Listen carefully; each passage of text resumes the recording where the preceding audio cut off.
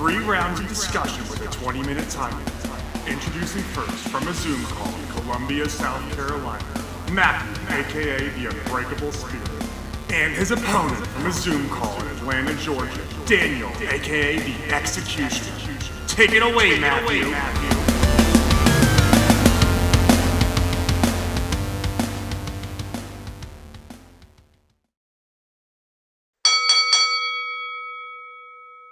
Thank you, Jesse, for that wonderful introduction. Hello, everyone. This is episode 105 of At Odds with the Unbreakable Spirit. And the Executioner, Daniel Travis. I am the Unbreakable Spirit. Why don't we run through the topics? Topic number 1. Could Ric Flair be Sting's final opponent? I just realized I forgot to say my name. Oh well. Topic number 2. Holiday street fight parodies in WWE. Number 3. Crown Jewel is this Saturday, so we got prediction bound for that. But for now, topic 1. Comrade? Well,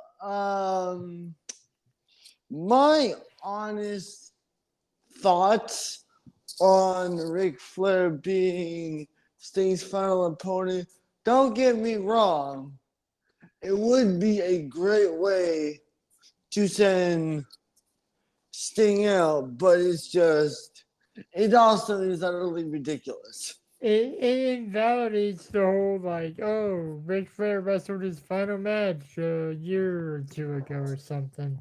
No, earlier this year. Earlier this year, whatever.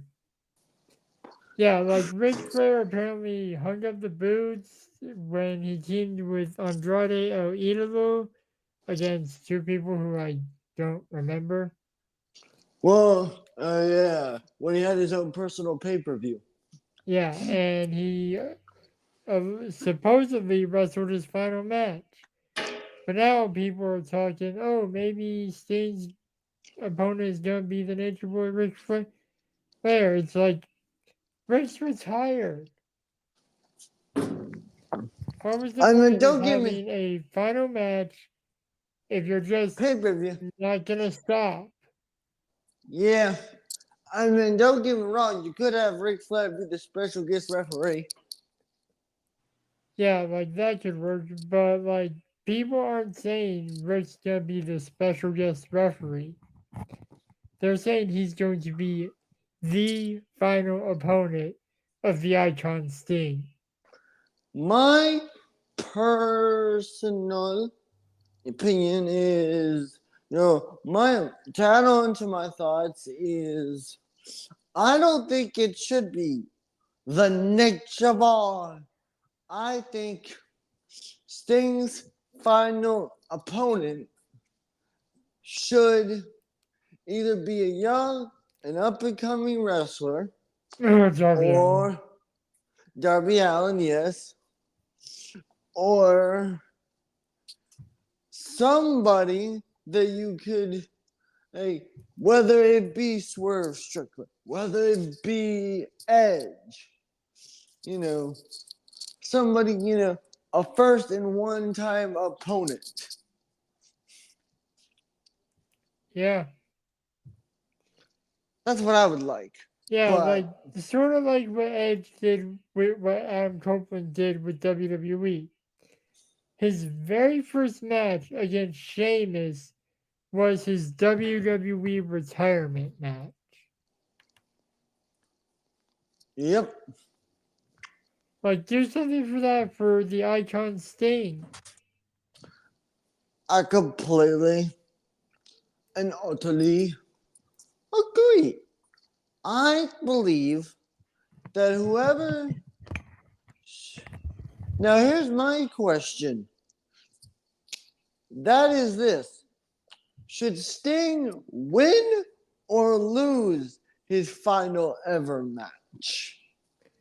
Typically, someone who is retiring goes out on a loss. Sometimes. I said typically. I didn't say all the time. Yeah, it's true. Like, think about it. Ric Flair lost. Shawn Michaels lost. I mean, Edge won, but that was also hometown crowd and everything. Yeah.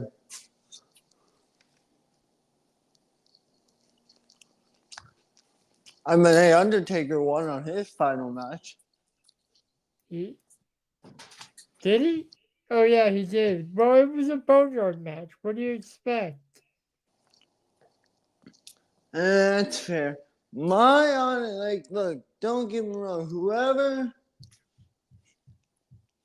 I don't want it to be, and I also don't like a personal reason why I don't want it to be Ric Flair is because I don't want Sting to go out in a very, very shitty match. Elaborate. And what I mean is, like, if he's wrestling Ric Flair, it's probably going to be a very, probably shitty match, maybe. Are But you saying that because they're both old? I'm saying that because, I mean, it's just, yeah, basically. Because, I Well, mean, here's the reason I don't want to, like, see Ric Flair be the opponent. Is because if I wanted to see Ric Flair versus Sting, I would just look up one of their matches from WCW. that's a fair point. Now, for me, I would have his final opponent be, I honestly would do Darby Allin, or I do somebody from like This new from generation of wrestlers. yeah, exactly, or Adam Copeland. Just because I also think that that would be a if there's anybody that could make Sting look good, it'd be Adam Copeland. Well, yeah, but also Adam Copeland stated that the reason he went to AEW is to wrestle wrestlers he hasn't fought before. While Sting, I'm pretty sure, is included in that. I believe he was more referring to the guys like MJF and more Kenny the new Omega. generation of wrestlers. Oh, okay, fair point. Though, But admittedly, I would like to see him wrestle Christian Cage. yes.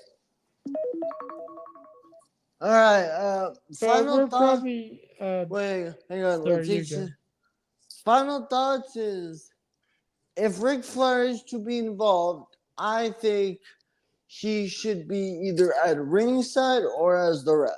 What are your final thoughts? My final thoughts are honestly, I'm not sure if Ric Flair should be involved at all, but we will again return to something along this topic closer to the final match. But until then, we have topic 2 to discuss. Yeah. And we are back with topic number 2 holiday themed street fights and how weird they are in WWE. Very weird. Frankly, not a. To me, what makes the holiday street fights honestly kind of ridiculous is well the fact that you got like the holiday theme at ringside, whether it be like you do like Christmas decorations or Halloween decorations. If you're gonna do just like a holiday theme street fight, just treat it like a traditional street fight, even though with the holiday theme. What were you saying?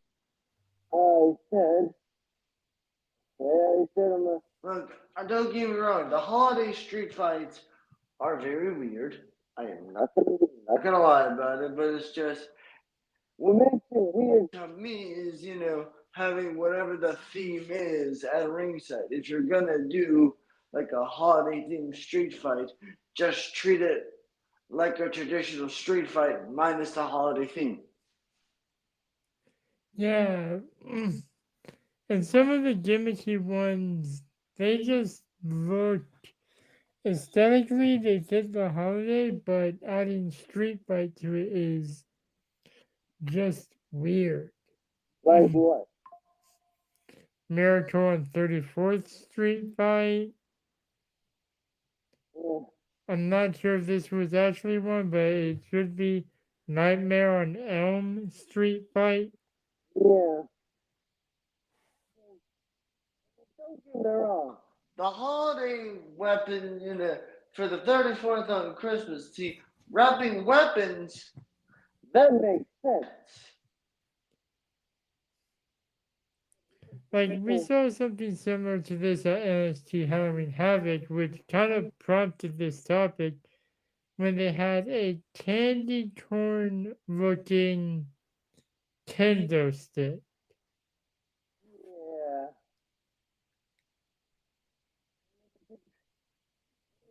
What is your thoughts on this holiday themed street fight?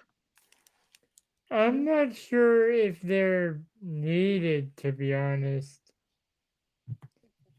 Like, they have some, they don't have, when you think about it, there's really only two that actually fit having a street fight.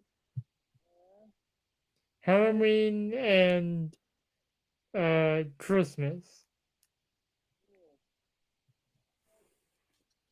I've noticed is I noticed that even when AEW does a holiday themed show and they do a street fight,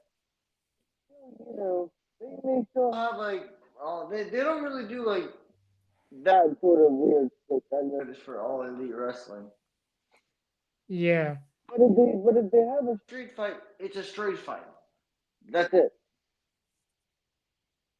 Yeah, they don't make up like Andy Kane kendo sticks or cookie steel chairs. WWE hasn't actually done that, but I'm worried that they might one day.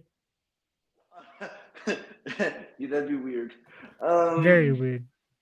My honest take is WWE do to make these street fights actually kind of Matter? matter. If they put something on the line, I feel like that would work. What would you put on the line for example, the trick or street fight? What would you put on the line for the winner? You misinterpreted what I said. I'm saying, like, if one of the competitors was a champion, they put that on the line. But if neither competitor has one, maybe a number one contendership or something. The winner gets a treat and not a trick. It can be the same for a Miracle on 34th Street fight. The present for them would be a championship opportunity. Yeah. That's a good. That shit works. I admit, Putty's like, but the thing about like these miracle or the holiday themed street fights is like, if you're gonna do it, don't just do like the candy theme or whatever's at ringside. Bring out other sort of shit instead of just the holiday theme shit. Yeah, as the clock is in the second now, I suggest we move into our final thoughts. So, holiday street fights. They're weird, wacky, and sometimes entertaining. But maybe if you tone down the theming a little bit, it'll be good. My final thought with you if you tone down the theming, but also I think, if you tone down the theming and maybe make it a lot more about like, whether it'd be a lot more about brutality in a weapons themed match than it'd be more about the holiday theme. Yeah. Well, that's all the time that we have for this segment. We'll be right back with the prediction battle.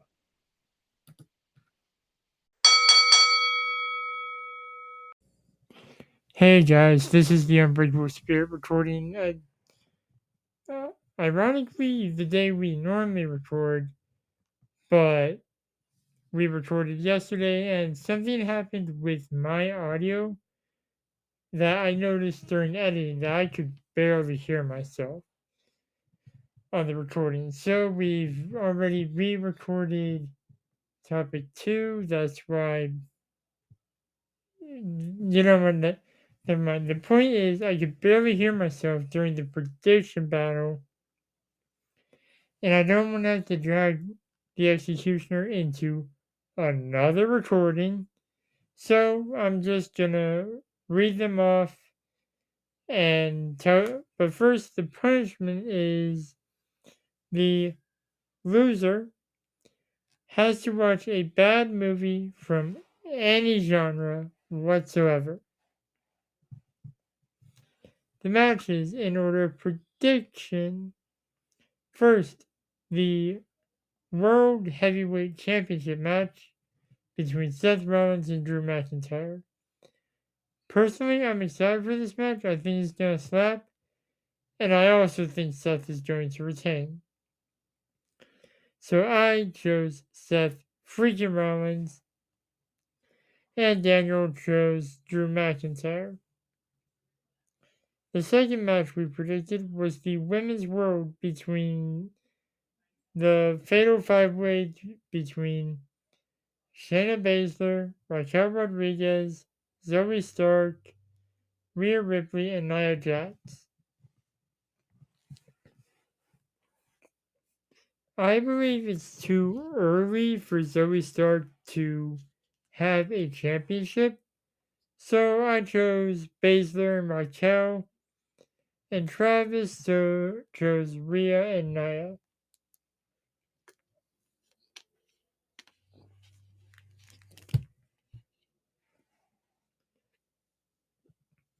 After that was the WWE Undisputed Universal Championship. My God, that's a mouthful. Between the Tribal Chief Roman Reigns and LA Knight. And this is not a prediction, it is a spoiler. My pick, your Tribal Chief Roman Reigns is going to retain. No ifs, ands, or buts, he's going to retain whether you like it or not. Am I a fan of LA Knight? Yes, absolutely. But he is not ready. And if you think he's ready, you're a dummy. Yeah. Next was the United States Championship, Rey Mysterio versus Logan Paul. If Logan wins the title, we will never, ever hear the end of it. And personally, I don't want that. So, I choose Rey Mysterio. Despite the publicity it will get the US title, I just don't want to hear Logan flap his gums. I choose Rey Mysterio. Travis chooses Logan Paul. Next match is Cody versus Damian Priest. And I'm just tired of the same people fighting the Judgment Day. I'm not just spending too much time on this. I choose the American Nightmare, Cody Rhodes, who is arguably currently my favorite wrestler, and Travis chooses Damian Priest. Next is John Cena versus Solo Sikoa. I believe that the Street Champ will lose this match. Even though Cena's on a bit of a losing streak at premium live events, WWE will throw him a bone.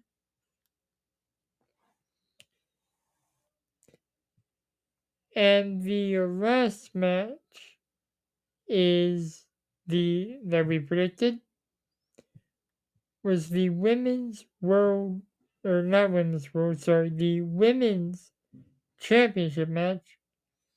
Bianca Belair versus Io Sky. Yo, this match is gonna slap, and this was a hard choice for me because I like both these women. But when push comes to shove, I think the EST is gonna get back on the top of the mountain. Anyways, guys, those are what we predicted for the Crown Jewel event in 2 days. You'll hear the results next week. Roll that outro.